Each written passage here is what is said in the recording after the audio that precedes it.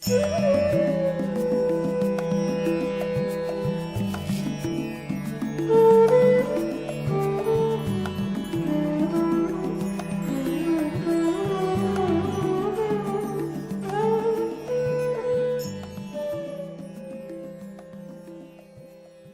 लगता है कि बहुभाषा की 3 तरीके की परिस्थिति है। एक ऐसा है कि जो भोपाल की उन्होंने बताया कि शहरी परिस्थिति है, जहाँ पे अलग अलग समुदाय के लोग एक साथ आते हैं और बच्चे बहुत सारी भाषाएं लेकर आते हैं, तो वो एक परिस्थिति है। दूसरी परिस्थिति जहाँ पे हम काम करते हैं कि एक ही समुदाय के लोग हैं लेकिन उनकी भाषा मराठी से अलग है, वो एक परिस्थिति है। और एक आध दूसरी भाषा होती है, तो वो एक परिस्थिति है जिसमें हम काम करते हैं। और तीसरी और एक परिस्थिति ऐसी है कि जहाँ पे ये ट्राइबल और घुमंतू लोगों की भाषाएं नहीं है, लेकिन वराड़ी है, खानदेशी है, ये सारी भाषाएं हैं और अलग अलग भाषाएं हैं, लेकिन उसको हम एमएलई की कक्षा में नहीं लेके आते, लेकिन फिर भी वो एमएलई की कक्षा में ऐसे हम मानते हैं, तो वो एक तीसरी परिस्थिति है।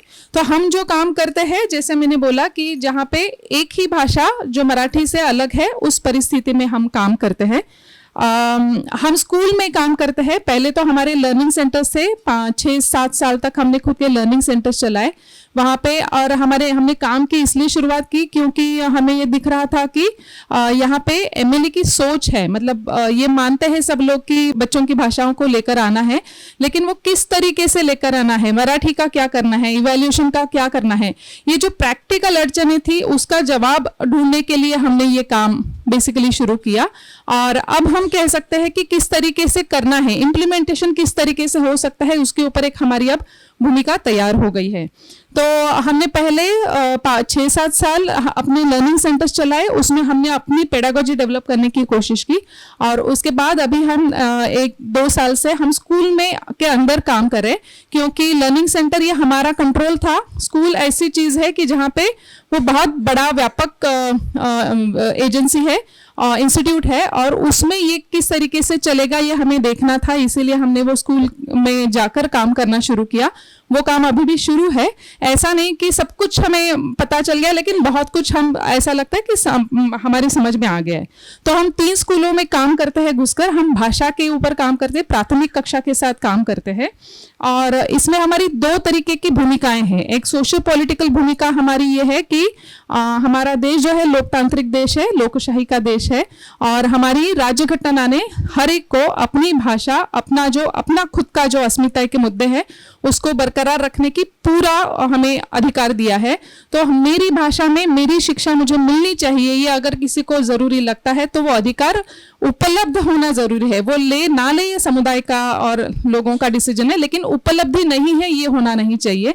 ये एक भूमिका है हमारी। दूसरी भूमिका ये भी है कि अगर लोकशाही को बरकरार रखना है, उसके थॉट को अगर सच में आगे लेकर जाना है, तो डाइवर्सिटी मेंटेन होना, हमारे यहाँ पे बहुत अच्छी डाइवर्सिटी है, उसको मेंटेन होना जरूरी है। और भाषा उसका एक अहम मुद्दा है कि जो डाइवर्सिटी को बचा के रखता है। ये हमारी दूसरी पॉलिटिकल भूमिका है।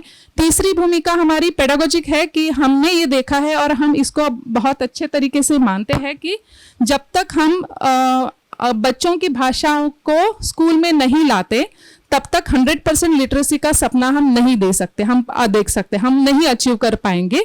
दूसरा हमने ये भी हमने देखा है कि लाइब्रेरीज, वो कल का जो सेशन है, लाइब्रेरीज को भी, जिसको हम कहते हैं कि एक अच्छा रिसोर्स है सीखने का, पढ़ाने का, वो लाइब्रेरी का रिसोर्स भी सिर्फ एक भाषा में होने की वजह से बच्चे उस तक नहीं पहुंच पाते। इसीलिए वो लाइब्रेरी का रिसोर्स भी जो शिक्षा के साथ बहुत गहरा जुड़ाव रखता है, तो वो रिसोर्स भी मल्टीलिंगुअल होना बहुत जरूरी है। ये हमारी इसमें सीख है। तो उसके जुड़कर हमने बहुत कुछ काम किए हैं। हम स्कूल के अंदर जब काम करते तो हम अभी तक तो सिर्फ भाषा के लिए काम करते हैं, हमने गणित में घुसे नहीं है क्योंकि हमारे पास उतने ह्यूमन रिसोर्स नहीं है, इसलिए हम घुसे नहीं हैं।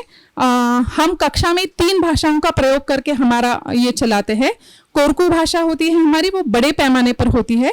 दूसरी मराठी इस्तेमाल करते हैं, और तीसरी हिंदी इस्तेमाल करते हैं क्योंकि उनको हिंदी परिसर भाषा है, वो हिंदी अच्छे तरीके से जानते हैं।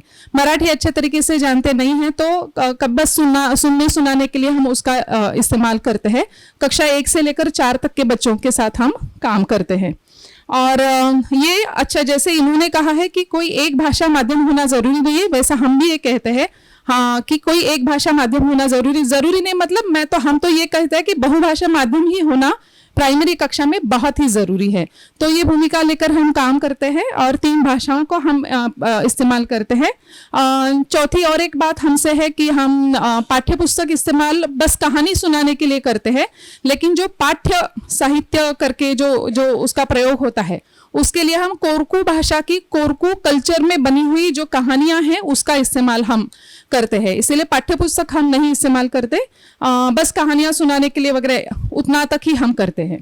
तो ये है। और चुप्पी तोड़ना जो सुबह उन्होंने बोला, अब कभी भी आप हमारे क्लास में आइए, हमारे बच्चे बहुत जोर शोर करते हुए दिखाई देंगे। मेरा ये पहला मानना था कि मैं देखती थी कि यहाँ से आसेतु हिमाचल जो जनजातियां हैं, आदिवासी और घुमंतु, तो मुझे ये लगता था कि ये बच्चे बोलते नहीं, इसका मतलब इनका कल्चर ही कुछ कल्चर में कुछ बोलने के लिए ज़्यादा ये नहीं है। लेकिन हमारे क्लास में आप आकर देखिए, बच्चे बहुत दंगा करते हैं, मस्ती करते हैं, एक भी क्लास आपको हमारी चुप बैठी हुई नहीं दिखेगी। तो मुझे लगता है कि ये बात करना शिक्षा का जो बहुत ही अहम जरिया है, कि जो बातों से, डायलॉग से शिक्षा होती है, वो डायलॉग करने के बहुत सारे ढेर सारे मौके मिलते हैं, क्योंकि हम बच्चों की भाषाओं का उसमें प्रयोग करते हैं और उससे शिक्षा बहुत अच्छे तरीके से होती है। एक है कि हमने कोरकू भाषा का कोर्स भी बनाने की शुरुआत की, क्योंकि हमें ये समझ गया कि लोगों को ये बहुत अलग है। आप देखेंगे तो ये ऑस्ट्रो एशियाटिक लैंग्वेज फैमिली से आती है कोरकू भाषा, और मराठी भाषा इंडो आर्यन फैमिली से आती है। तो इतना अंतर होने की वजह से शिक्षक ऐसे बस सुन के नहीं सीख पाते, इसीलिए हमने कोरकू भाषा का एक कोर्स भी डेवलप किया है और वो कोर्स हम चलाते हैं। ये है। और एक दिक्कत हमको ये भी है जो कॉमन मुझे लगता है दिखाई देती है, वो दिक्कत ये है, हम भी उसका सामना करते हैं कि एब्सेंटिज्म जो अनुपस्थिति है, तो वो दिक्कत हमें ज़रूर आती है। और जब उनके त्योहार होते हैं और शादियां होती है उस समय, और उसके अलग अलग कारण हैं, क्योंकि तबीयत अच्छी ना रहना ये एक बड़ा कारण है, स्थलांतर होता रहता है ये दूसरा कारण है, तीसरा कारण घर में बच्चों को संभालने के लिए कोई नहीं होता, ये होता है। और इन कम्युनिटीज़ को हमने देखा है कि उनका शिक्षा की तरफ देखने का दृष्टिकोण बहुत अलग है। हम जैसे दृष्टिकोण देखते हैं और रखते हैं, वैसा वो ये जमाती नहीं देखती, उनको वो अलग ही दृष्टिकोण शिक्षा की तरफ देखने का है। इसीलिए शिक्षा उनके लिए सेकेंडरी है, पहले उनका जिंदगी जीना और अपना घर बसाना, अपना पूरा घर खड़ा करना, ये उनकी बहुत अहमियत होती है। इसीलिए अनुपस्थिति का तो हमें भी सामना करना पड़ता है, लेकिन हमने ये भी देखा है कि ये भाषाओं का इस्तेमाल जब हम करते हैं तो उपस्थिति बढ़ने में भी उसका बहुत फायदा होता है, क्योंकि एक सलग उपस्थिति होना जरूरी होता है कोई भी बच्चे की शिक्षा में। तो वो सलग उपस्थिति कैसे रहे उसके ऊपर हम बहुत कोशिश करते हैं, और ये भाषा का माध्यम से हमें उसको आसानी होती है। बाकी और किस्से है शायद हम बाद में, ये मॉडल सिर्फ मैंने बताया कि हम क्या मॉडल चलाते हैं। और हमने ये देखा है कि कहाँ कहाँ पे ज़रूरी होता है भाषा का इस्तेमाल। पाठ्य साहित्य में ज़रूरी होता है, टीचर स्टूडेंट इंटरेक्शन में ज़रूरी होता है, किताबों में जो स्टोरी बुक्स है उसमें उस भाषा का होना ज़रूरी होता है, और प्रिंट एनवायरनमेंट है वहाँ पे भी वो भाषा मौजूद होना ज़रूरी है।